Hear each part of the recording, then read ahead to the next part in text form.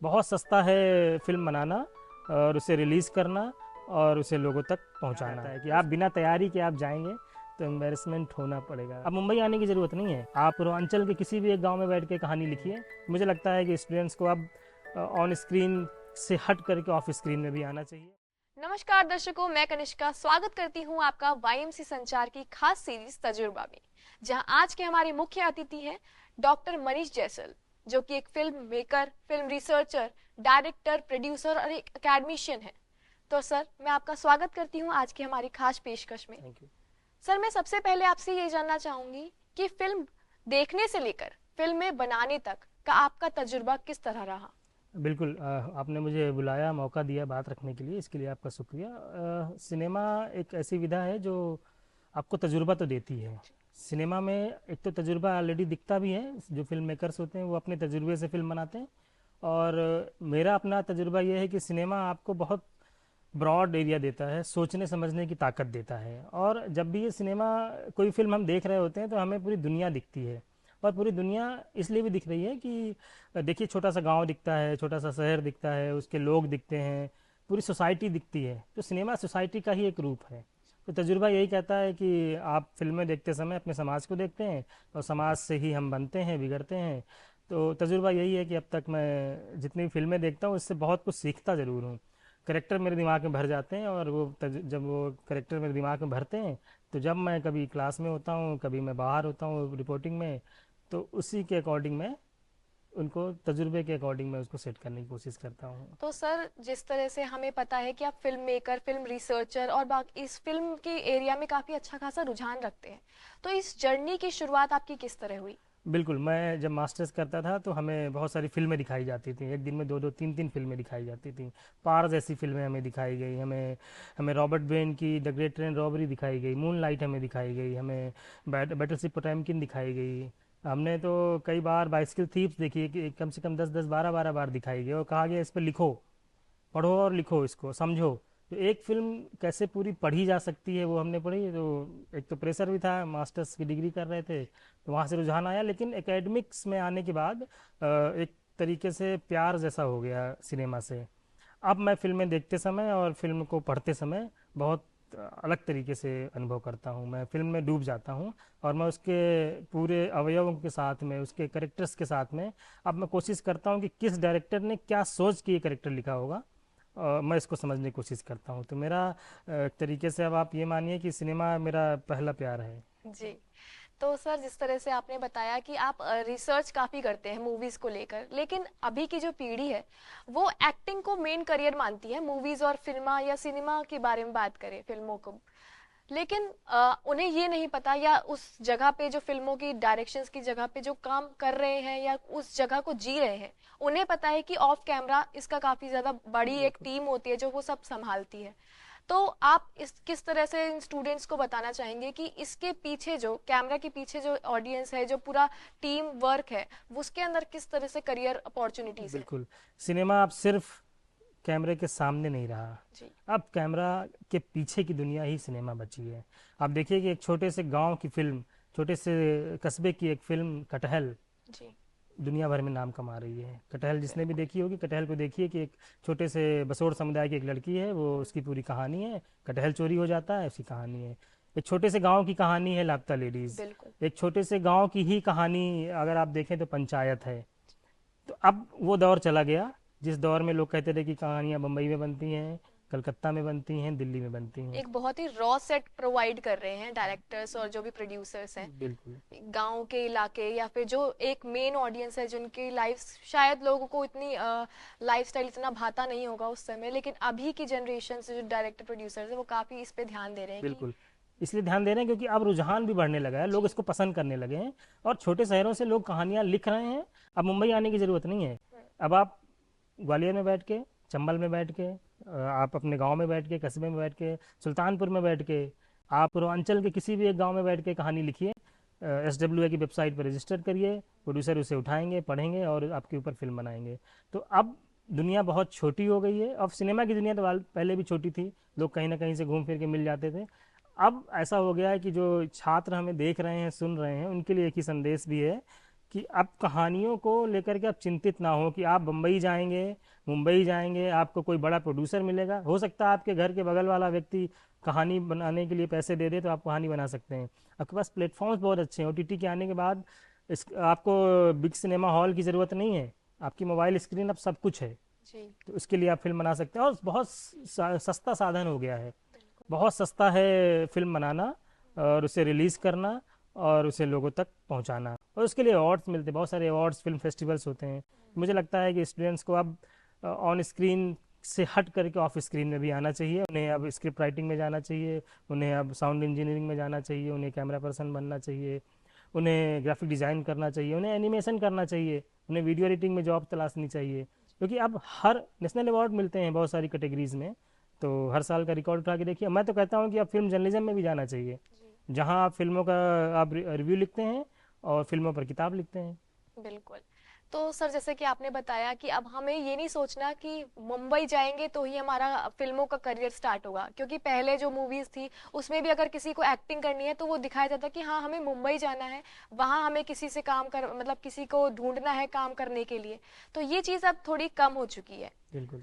बात करें आपके अकेडमिशियन वाले फील्ड की, क्योंकि फिल्म मेकर हैं आप, फिल्म रिसर्चर हैं, ये सारी चीज़ें एक तरफ और एक अकेडमिशियन होना एक तरफ। तो जैसा कि हमें अब तक जानकारी है कि आपकी 30 से ज़्यादा रिसर्च प्रेजेंटेशन रह चुकी हैं, 35 से ज़्यादा पब्लिकेशंस आपकी इंटरनेशनल और नेशनल जर्नल्स में पब्लिश हुई हैं। तो एक आपने कभी कभार रिसर्च भी पढ़ी होंगी, जो रिसर्चर्स रिसर्च करते हैं, तो उसको आप देखते हुए किस तरह से आपको कमियां लगती हैं और उन कमियों को प्रोफेशनली किस तरह से इन्हांस करा जा सकता है? बिल्कुल। अभी के जो रिसर्चर्स हैं उनमें प्राइमरी डेटा की बहुत कमी हो गई है। आप कोशिश करते हैं वो सीधा का सीधा डेटा उठाएं और उसको अपने हिसाब से क्रिएट करके बना दें। मुझे जी। लगता है कि प्राइमरी डेटा पर फोकस अब बहुत कम हो गया है। रिसर्चर को चाहिए, क्योंकि हमारी सिनेमा की फील्ड में तो प्राइमरी डेटा बहुत इंपॉर्टेंट है। मैंने जब खुद भी पीएचडी कर रहा था, मैं वर्धा से, महात्मा गांधी अंतर्राष्ट्रीय हिंदी विश्वविद्यालय है, तो इंटरव्यूज़ करता था। 25-30 इंटरव्यू मैंने अपनी थीसिस के लिए भी किए। तो मुझे लगता है कि जब तक आप प्राइमरी डेटा फोकस्ड नहीं रहेंगे और प्राइमरी डेटा जब तक अथेंटिक नहीं होगा और लोगों से आप उनकी राय नहीं जानेंगे, तो रिसर्च का कोई मतलब नहीं है। आपने रिव्यू पढ़ करके रिव्यू लिख दिया और ये कर दिया। एज एकेडमिशियन मुझे लगता है कि मैं अपने छात्रों को भी कोशिश करता हूँ कि आप प्राइमरी डेटा को फोकस करें, उसको क्रिएट करें, बनाने की कोशिश करें। और ये मीडिया की फील्ड है, सिनेमा की फील्ड है, तो उसमें प्राइमरी डेटा का बहुत इंपॉर्टेंट रोल है। जी। तो कभी आपके साथ ऐसा कोई अनुभव हुआ हो जिसमें आपको ऐसा बहुत ब्लंडर दिखाई दिया हो? मैं बताता हूँ, बहुत ही अच्छा सवाल है। मैं अब तक लगभग 120-130 फिल्म मेकर्स की इंटरव्यू कर चुका हूँ अब जी। तक की जी। जर्नी में। तो मुझे एक बार मौका मिला मुजफ्फ़र अली साहब का इंटरव्यू करने का। जी। और ये बात है 1913 की या 2012 की या 13 की। तो मुझे बुलाया गया, सर का फ़ोन आया कि आप जो है, मैंने फ़ोन किया, वो बोले कि आप जो है यशराज स्टूडियो आ जाइए। जी। तो अब पहला मास्टर्स का लड़का, और उसको लगा कि यशराज स्टूडियो के अंदर जाना है और यशराज स्टूडियो में अंदर घुसना अपने आप में सपना जैसा। तो वहाँ मुजफ्फ़र अली साहब से मिला, तो मुझे लगा कि सवाल ऐसे हो जाएंगे, कुछ ना कुछ पूछ जी। लेंगे जो उस समय याद आएगा। तैयारी जैसी कुछ करके नहीं गया था। तो वो मुझसे ही सवाल, मैंने सवाल पूछा कि आपकी पहली फिल्म कौन सी थी, तो उन्होंने पहले पूछा, उन्होंने रिप्लाई किया कि तुमने मेरी फिल्म के बारे में नहीं पता तुम्हें। तो बड़ा एम्बैरसिंग लगा कि आप पहले, तो एक होता है कि आप किसी फिल्म स्टार से मिलते हैं, जिसको आप चाहते हैं उससे मिल लेते हैं। उसके बाद से वो जर्नी एम्बैरसिंग वाला मोमेंट नहीं रहा। फिर मैंने मुजफ्फर अली साहब का एक इंटरव्यू और किया, अभी पिछले साल भी मैंने एक इंटरव्यू किया और लगभग 1 घंटे बड़ा इंटरव्यू था। सैम बेनेगल जी का भी मैंने इंटरव्यू किया अभी कुछ दिनों पहले, लगभग 3-4 महीने पहले। वो 1.5-1.5 घंटे के, 1-1 घंटे के इंटरव्यूज़ थे। तो अब वो एम्बैरसिंग मोमेंट जो उस समय था वो ख़त्म हो गया, लेकिन याद आता है कि आप बिना तैयारी के आप जाएंगे तो एम्बैरसमेंट होना पड़ेगा, होगा। तो सर जैसे कि आपने बताया कि आपकी पूरी जर्नी में आपने रिसर्चर, फिल्म डायरेक्टर या फिर इन चीज़ों के मतलब ऑफ कैमरा ज़्यादा काम किया है, लेकिन कभी आपका मन किया हो कि नहीं मुझे ऑन स्क्रीन भी आना है, कभी एक झलकी दिखानी है बिल्कुल अपनी? नहीं, बिल्कुल नहीं आना। उसके लिए वाकई में शकल सूरत की ज़रूरत पड़ती है, और वो ऐसी है नहीं, तो वो नहीं करना।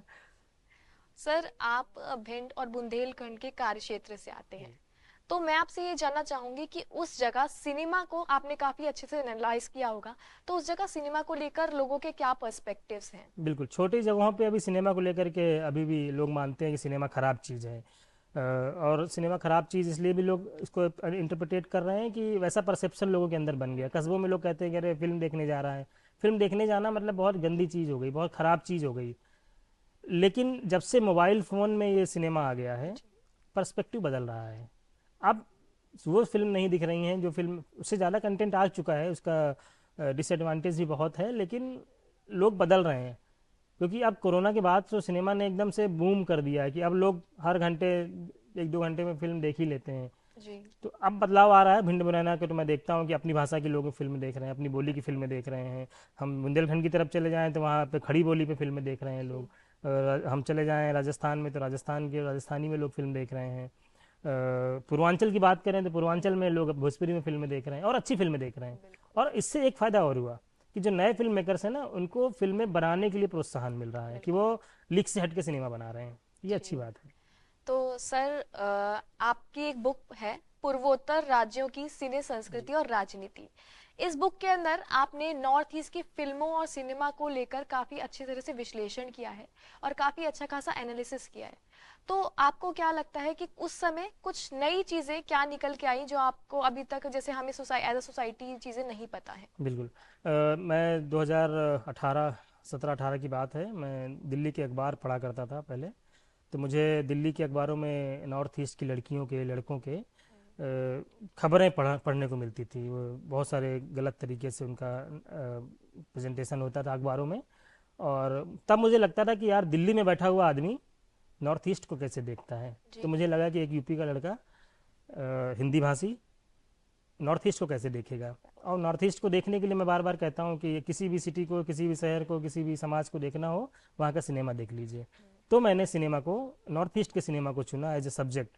अच्छी बात ये भी रही कि मुझे Nehru memorial museum and library से बुक फेलोशिप मिल गई। तो ये उनकी बुक फेलोशिप भी थी, तो मुझे ये काम करना ही था। और मैंने 8 स्टेट नॉर्थ ईस्ट के कवर किए और उन पर एक किताब जो अभी मुकम्मल किताब के फॉर्म में है। और वो किताब मुझे लगता है कि देश की पहली किताब है हिंदी में जो नॉर्थ ईस्ट के 8 स्टेट की पूरी जर्नी बताती है। उसमें लगभग 22 फिल्म मेकर्स के इंटरव्यू हैं। जो आप भरोसा नहीं करेंगे, केजांग थोंगतोक नाम का एक लड़का, 25 साल का लड़का, अरुणाचल प्रदेश का एक लड़का, जो अपने अपने समाज की जो आखिरी हनी हंटिंग एक उनकी विधा है, उनका जो काम है असल में आदिवासी समाज का, उसको बचाने के लिए सिनेमा बना रहा है। सर, ये क्या होता है हनी ये हंटिंग? हनी हंटिंग होती है कि एक परिवार है, परिवार का पूरा समाज है, वो शहर में जा रहे हैं, जंगल की ओर जा रहे हैं, और मधुमक्खी का छत्ता होता है, जी। उसको बचाने, उसको इकट्ठा करके उसको बेचने की पूरी प्रक्रिया है। और यही उनका रोज का काम है। अच्छा। तो ये इस समाज का, जो समाज का वो व्यक्ति है केजांग दी थोंगतोक, वो बना करके उसको बचाना चाहता है कि हम, मेरी आने वाली पीढ़ी इसको देखेगी और जानेगी कि मेरे पूर्वज क्या काम करते थे। ऐसे बहुत सारी जब पता चलता है कि मणिपुर में एक लड़का है हावबम पवन कुमार नाम का, जी। अपनी पत्नी के गहने बेच करके फिल्म बनाता है। और भरोसा नहीं करेंगे, उसको 3 बार नेशनल अवार्ड मिले पवन कुमार को। जी। ऐसे ही एक अरुणाचल प्रदेश में एक और हीरो है जो अरुणाचल का है, अमिताभ बच्चन कहा जाता है उनको। उनका नाम है, नाम मैं भूल रहा हूँ, उनका नाम बड़ा अच्छा नाम है। तो उनको देखिएगा। और मैं एक बार बार भी ये भी कहता हूँ कि नॉर्थ ईस्ट की फिल्मों में समाज का दर्द है, जी। समाज, उनका समाज का कल्चर दिखता है। आप देखिए कि मणिपुर में कैसे शादियाँ होती हैं, आसाम की कैसी शादियाँ हो रही हैं। विलेज रॉक स्टार नाम की एक बहुत प्यारी सी फिल्म है, आप देखिएगा उस फिल्म में कितना अच्छा मैसेज है। उनाता नाम की एक बड़ी अच्छी फिल्म है। उनाता की फिल्म में एक रेप पीड़िता लड़की है, उसको कैसे समाज में कैसे उसको एक्सेप्टेंस है, वो बड़ा अच्छा दिखाया जा रहा है।